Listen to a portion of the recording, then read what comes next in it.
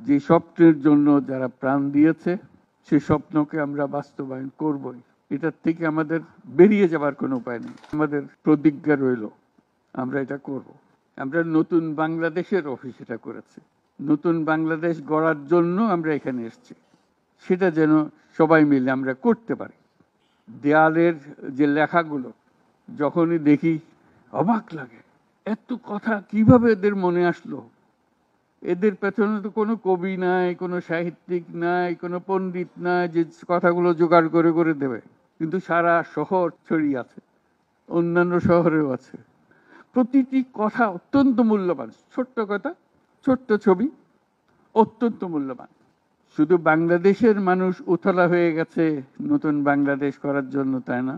আমাদের যত বাংলাদেশি সারা দুনিয়া জুড়ে আছে, তোমরা একটু আগে বলেছো তাদের কথা, তারা সবাই বলছে যে আমরা আসতে চাই, আমরা এই নতুন স্বপ্ন বাস্তবায়নে শরিক হতে চাই। কাজে তারা, তোমরা যে ঢেউ উঠিয়েছ শুধু এখানকার মনে না, সারা দুনিয়ার বাংলাদেশিদের মনে এই ঢেউ উঠিয়েছ, তারাও যোগ দিতে চায়। যারা বাংলাদেশি নয়, অন্যান্য দেশের তরুণরা, তারা বলছে আমরাও দেখতে চাই, কারণ আমাদের দেশেও এরকম দরকার।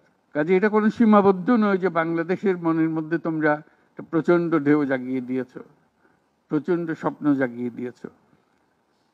তোমরা সারা পৃথিবীর তরুণকে জাগিয়ে দিয়েছ যে এই তরুণদের হাতেই সৃষ্টি হবে নতুন পৃথিবী। কাজেই তোমরা যেটা করলা সেটারই একটা সূত্রপাত, তরুণদেরকে দিয়েই নতুন পৃথিবীর সূত্রপাত। এটা শুধু নতুন বাংলাদেশের সূত্রপাত না, এটাই নতুন বাংলাদেশের মাধ্যমে নতুন পৃথিবীর সূত্রপাত করছো তোমরা। তোমরা ইতিহাস। আজকে মনে হচ্ছে সাধারণ কয়েকজন তরুণ সামনে বসে আছে, কিছুদিন পরে এই সাধারণরাই অসাধারণ হিসেবে পৃথিবীব্যাপী স্বীকৃত হবে, যেহেতু তোমরা অসাধারণ কাজ করেছো।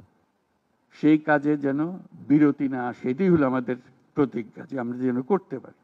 আমার একটা প্রস্তাব থাকবে নাহিদ, আসিফ এবং তোমাদের সবাইকে, অন্তত মাসে একটা করে চিঠি লিখো আমাদের কাছে।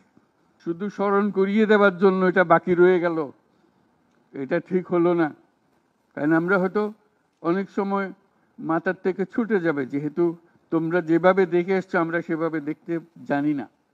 সেই জানানটা দেওয়ার জন্য আমাদেরকে গুঁতো দিতে হবে, স্মরণ করিয়ে দিতে হবে, যাতে করে আমরা এটার থেকে বিচ্যুত হয়ে যেতে না পারি। এটা তোমাদের দায়িত্ব, কারণ যে পথে রওনা করে দিয়েছ সেটার রূপরেখা তোমাদের কাছে পরিষ্কার। আমরা হয়তো কিছুটা বুঝেছি, কিছুটা অন্যভাবে বুঝেছি, এরকম যেন না হয়। তোমাদের ঠিকভাবে যে স্বপ্ন তোমরা দেখেছ সেই স্বপ্নটা যেন আমরা আমাদের সাধ্যমতো রূপ দিতে পারি। বহু লোক বসে আছে যারা এই দুঃস্বপ্ন থেকে আমরা জেগে ওঠার কারণে তারা দিশেহারা হয়ে গেছে। একদিন চুপচাপ শুয়ে শুয়ে দুঃস্বপ্নের মধ্যে এরা ছিল, দুঃস্বপ্ন দেখছিল, আমরা শান্ত আনন্দ সহকারে লুটপাট করে যাচ্ছিলাম, হঠাৎ করে গোলমাল হয়ে গেল। তারা কি চুপচাপ বসে থাকবে? মোটেই না। খুব চেষ্টা করবে আবার তোমাদেরকে দুঃস্বপ্নের মধ্যে যাতে ঢুকিয়ে দেওয়া যায়, তারা শান্ত মতে আবার শান্তিতে আবার তাদের রাজত্ব চালাতে পারে। তারা চেষ্টার ত্রুটি করবে না। কাজে যে কাজ শুরু করেছো এই কাজ সমাপ্ত না হওয়া পর্যন্ত এর থেকে বেরিয়ে যেও না। বাংলাদেশের জন্ম থেকে আজ পর্যন্ত এই সুযোগ আর আসে নাই, যে সুযোগ তোমরা আমাদের হাতে তুলে দেবে।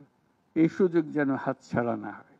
এই সুযোগ হাতছাড়া হলে বাংলাদেশের আর কোনো ভবিষ্যৎ থাকবে না।